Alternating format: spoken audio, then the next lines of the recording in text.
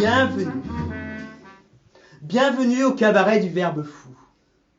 Ce soir, pour vous, juste pour vous, des artistes, de la chanson, de la féerie.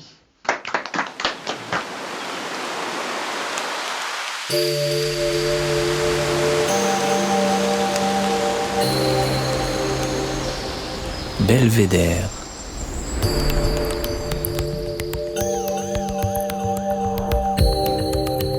Le podcast du département de l'Isère. Pour ce deuxième épisode de Belvédère saison 2, nous vous emmenons au théâtre pour un moment ensemble. Vous ne connaissez pas ? C'est pourtant déjà une pièce à succès. Elle a été jouée et applaudie une 60aine de fois dans des salles de spectacle un peu particulières, des salles de séjour, chez des personnes âgées isolées. Et peu importe s'il n'y avait parfois que 3 personnes dans le public, la magie du spectacle vivant était là dans leurs yeux. Cette idée audacieuse d'offrir un spectacle à domicile à des personnes qui n'ont plus d'autre compagnie que leur télé est celle de Laurence Grattaroli, créatrice et metteuse en scène de la compagnie Kaléidoscope à Pont-de-Claix. Elle milite depuis 18 ans sur le sud de l'agglomération grenobloise pour un théâtre populaire, c'est-à-dire un théâtre accessible à tous, sans discrimination sociale, physique ou géographique. Alors bonjour à tous, merci pour votre invitation. Donc je suis Laurence Grattaroli, je suis metteuse en scène, comédienne, autrice et pédagogue et directrice de la compagnie Kaléidoscope que j'ai créée il y a maintenant 30 ans. Alors oui, je suis native du plateau mathésin puisque je suis fille et petite-fille de mineurs de fond. Donc mon papa et mes grands-pères étaient des mineurs et j'ai vécu sur le plateau mathésin jusqu'à l'âge de 6 ans, puisque en 73, la mine, il y avait des bruits qui disaient que la mine allait fermer. Alors mon papa, qui était un mineur de fond, qui ne savait faire que ça et qui souhaitait que sa famille puisse vivre, est parti du plateau mathésin avec beaucoup de peine parce qu'ils sont très attachés à leur territoire et on est venu sur Pont-de-Claix. La pugnacité, la difficulté dans la vie, elle existe et moi, j'ai eu la grande chance de pouvoir faire des études. Et ça, je remercie mes parents de m'avoir donné cette possibilité d'aller à l'école. Et j'ai eu aussi la grande chance de pouvoir faire du théâtre grâce à un professeur de français au Collège des Îles-de-Mars à Pont-de-Claix. Et ce professeur de français, je le nomme toujours, c'est Françoise Blanc, qui nous a fait faire des ateliers d'expression orale et d'expression corporelle. Et là, ça a été une réelle découverte. On sait que c'est un milieu qui n'est pas simple, le milieu du spectacle. C'est quand même souvent un milieu de famille, un peu d'entre-soi. Et moi, j'ai eu la chance d'aborder ce milieu avec des personnes qui m'ont dit « Oui, tu peux venir ». Et là, je voyais des gens qui faisaient du travail et ils se faisaient plaisir. Et pour moi, c'était quelque chose d'impensable. Et là, j'ai découvert une réalité. Et cette réalité, elle m'a suivie. Mais moi, je savais qu'il me manquait, par exemple, de la culture générale. J'étais d'un milieu où, moi, je n'étais jamais allée au théâtre avec mes parents. Je ne suis jamais allée au cinéma avec mes parents. Je ne suis jamais allée à un événement culturel avec mes parents. J'ai cherché les formations qui pouvaient me donner de la culture générale. Mais je vous avoue que je ne connaissais pas les études de sciences politiques. Je ne savais pas ce que c'était.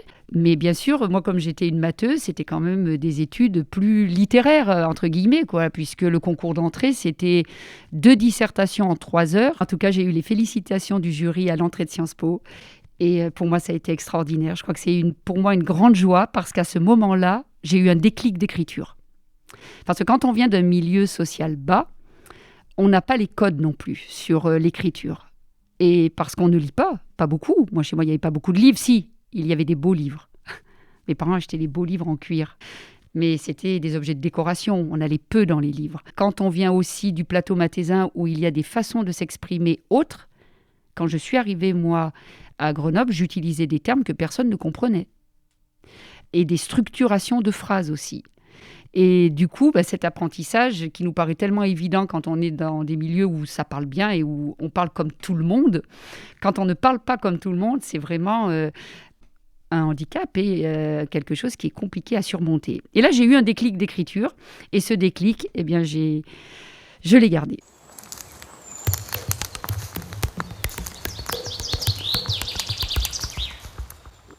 Donc voilà mon parcours, je dirais mon cursus scolaire et puis mon enfance, voilà de comment j'ai grandi.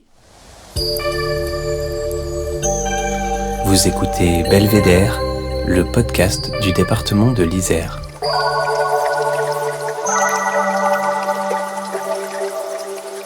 D'abord, je pense que comme j'ai eu une grand-mère extraordinaire, je pense aussi que ce travail vient de tout ce que cette personne m'a apporté. Et c'était ma mémé Paulette de la Motte Saint-Martin, du Vivier exactement. Et je travaille autour des personnes âgées depuis 2006. J'ai monté un spectacle qui s'appelait Une vie, qui a été tourné pendant des années dans les instituts d'infirmiers, qui était le droit de mourir dans la dignité. Ensuite, j'ai monté un spectacle avec des jeunes qui s'appelait Le voisin du troisième, qui était déjà un problème sur l'isolement des personnes âgées. Ça, c'était en 2011. Et puis, il y a 3-4 ans, cette idée revenait et je me disais que ces personnes âgées, isolées chez elles, eh bien, leur droit culturel au spectacle vivant, eh bien, elles ne l'avaient plus beaucoup. Alors, elles pouvaient bien sûr regarder la télévision, écouter de la musique, mais aller voir des spectacles, eh bien, elles ne l'avaient plus ce droit. Et je me suis dit que c'était important de le reconsidérer. Et du coup, je me suis dit, non, j'ai pas envie de faire de lecture, j'ai envie de raconter un conte, même si j'adore ça, puisque j'avais ouvert la première édition des Arts du Récit. Vous vous rendez compte, ça fait quelques années. Mais j'avais envie de faire un vrai spectacle à domicile, avec du beau, du merveilleux. C'est-à-dire que les spectateurs qui regarderont ce spectacle seront émerveillés au même titre que quand nous allons dans une salle de spectacle. Ce projet se nomme Un moment ensemble. Alors, moi, je me suis dit, il faut d'abord que ce soit un spectacle qui soit adaptable dans tous les lieux, du plus petit appartement à la plus grande maison. Donc, nous allons concevoir déjà un décor modulable. Puisqu'un spectacle, il y a un décor. Suite à ce spectacle, ce qui est aussi important, c'est la suite. C'est qu'on va prendre un goûter ensemble. Parce que dans la belle tradition française, on sait aussi que la table est un lieu de convivialité extraordinaire et que la parole se libère autour de la table.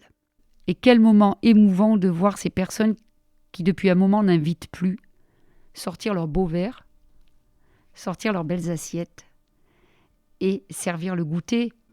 Et là, mais c'est un moment incroyable, on dirait qu'on est des amis depuis 10 ans.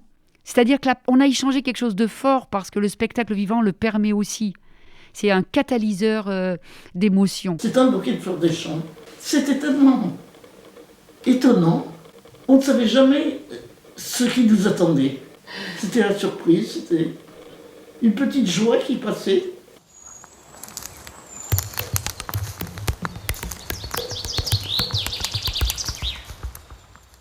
On arrive à 1h30 chez la personne que l'on ne connaît pas. Et là, c'est très important de dire que ce projet ne peut exister qu'avec des structures partenaires, parce que nous ne pouvons pas aller toquer aux portes des personnes pour leur dire que nous avons un super projet à leur faire partager. Et nous travaillons avec les CCAS, avec les associations de partage de logements, avec les associations de quartier, avec toutes les personnes qui sont en lien avec des personnes qui sont isolées, des seniors isolés, des personnes empêchées qui seraient contentes de recevoir ce projet. Donc les personnes, quand nous allons chez elles, elles sont déjà en confiance. Et on arrive à 1h30. Certaines aiment regarder comment on monte le décor, alors on déplace très peu de choses. Hein. C'est assez incroyable aussi, ça. Et puis il y en a qui disent non, moi je veux avoir la surprise. On a pour 1 heure de montage, on va dire 1h30, on prend un peu large. Ensuite, on joue, donc 1 heure de représentation. Ensuite, il y a le goûter. Et c'est vite 6h30. Et là, selon les partenaires, il peut y avoir une suite, et notamment l'interview de la personne qui nous reçoit pour recueillir ses pensées. Là aussi, c'est incroyable parce que avoir ces mots qui sont inscrits sur une page, c'est quelque chose d'extraordinaire. Et donc, on crée des recueils de pensées et on offre 20 exemplaires de ces recueils de pensées aux personnes qui nous reçoivent. Et ces recueils de pensées, elles pourront les offrir à leurs proches, à qui elles veulent. Parce que les histoires qu'on nous raconte, et c'est là toute la beauté de ce projet, c'est qu'on se rend compte que tout un chacun, on a une histoire, et que cette histoire, elle peut être difficile, mais c'est des histoires extraordinaires. Moi, toutes les personnes chez qui je suis allée jouer, ce sont des personnes qui pourraient être des personnages de romans. Alors, je ne vous cache pas, au démarrage du projet, tout le monde m'a dit « Mais qu'est-ce que tu as encore comme idée ? Tu pourras jamais financer un spectacle. » Ah oui, très important, ce spectacle est gratuit pour les personnes qui nous reçoivent. Parce que moi, je ne voulais pas qu'il y ait une discrimination financière par rapport à ce projet. Et moi, on m'a dit, ça sera impossible. Parce que jouer, qu'il y ait des professionnels payés pour 2 personnes, alors moi, j'ai dit, ben oui. On va essayer de faire valoir dans ce monde une rentabilité humaine au-delà de la rentabilité financière. Mais bien évidemment que le spectacle n'est pas gratuit. Moi, c'est mon métier. Phil, c'est son métier. La dramaturge, ceux qui ont fait les décors. On répète. Donc, bien évidemment, nous, on a le droit d'être payé et on a le devoir d'être payé puisque on doit gagner notre vie quand on fait notre métier. Et on a fait 60 représentations pour le moment. Et je tiens aussi à remercier vraiment Digi38, donc l'association de partage de logements, et notamment Annick Piquet, sa directrice, qui a eu confiance dans le projet. On était en création et elle m'a dit « mais moi ça m'intéresse ». Donc elle a pris le risque et les 20 premières représentations ont été faites avec Digi38 et aussi avec le réseau LIS de Auvergne-Rhône-Alpes. Et je tiens aussi à remercier aussi Hélène Viergodin. Alors, une fois que le projet est lancé, c'est sûr, et une fois que le projet marche, eh bien, c'est beaucoup plus simple. Les retours qu'on a, ils dépassent sincèrement ce à quoi on s'attendait. Alors, bien évidemment, nous, on y croyait à notre projet, parce que monter un projet comme ça, il faut 300% d'énergie pour déplacer une montagne, là. En fait, les personnes chez qui on va jouer, elles en parlent. Elles en parlent longtemps après.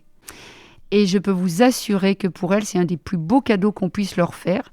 Parce que quand on a un certain âge, les biens matériels, même quand on peut manger, qu'on a déjà un logement, ce qui compte le plus, c'est d'avoir du lien social.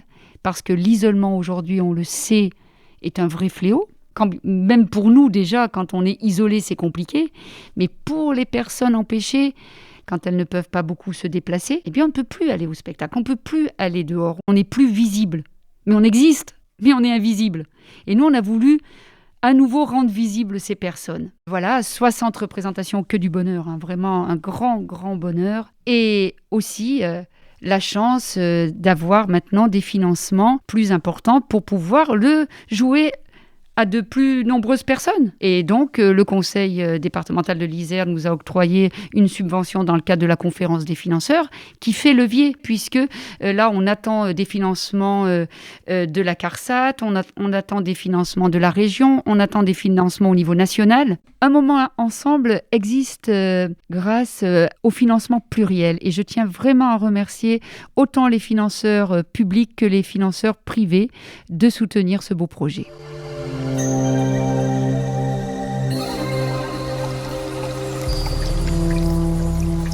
Alors, mon belvédère à moi en Isère, c'est le Moucherotte, à Saint-Nizier-du-Moucherotte, dans le Vercors. Alors, pourquoi ? Parce que d'abord, je suis quelqu'un qui est proche de la nature, j'aime beaucoup randonner et j'aime cette randonnée qui part de Lens-en-Vercors pour arriver au Moucherotte, à Saint-Nizier-du-Moucherotte. Et quand on arrive en haut du Moucherotte, on a une vue panoramique sur Grenoble et en temps ensoleillé, on voit le Mont Blanc. Et moi, je trouve que c'est extraordinaire de pouvoir voir le Mont Blanc de ce point-là. Et puis, il y a autre chose qui me touche quand je suis sur ce lieu, c'est le souvenir de cet hôtel, l'Ermitage, qui était un palace et où les grandes stars de France et d'ailleurs sont venues passer des moments inoubliables. Et moi, en tant que personne de théâtre, j'imagine ce qu'elles ont pu vivre dans ce lieu. Un lieu mais magique, un lieu incroyable, puisqu'elle montait en téléphérique, mais ce n'était pas un téléphérique, je dirais, ordinaire. Les cabines de téléphérique étaient des carrosses. Donc c'était un luxe qu'il y avait à cet endroit, un luxe incroyable. Et aujourd'hui, il ne reste rien, une toute petite plaque qui le notifie. Et bien entendu, le temps passe, mais quand on n'a pas la connaissance des choses, on les oublie. Alors moi, je trouve que c'est important de garder les souvenirs, de les dire, parce que pour faire le futur, il nous faut le passé.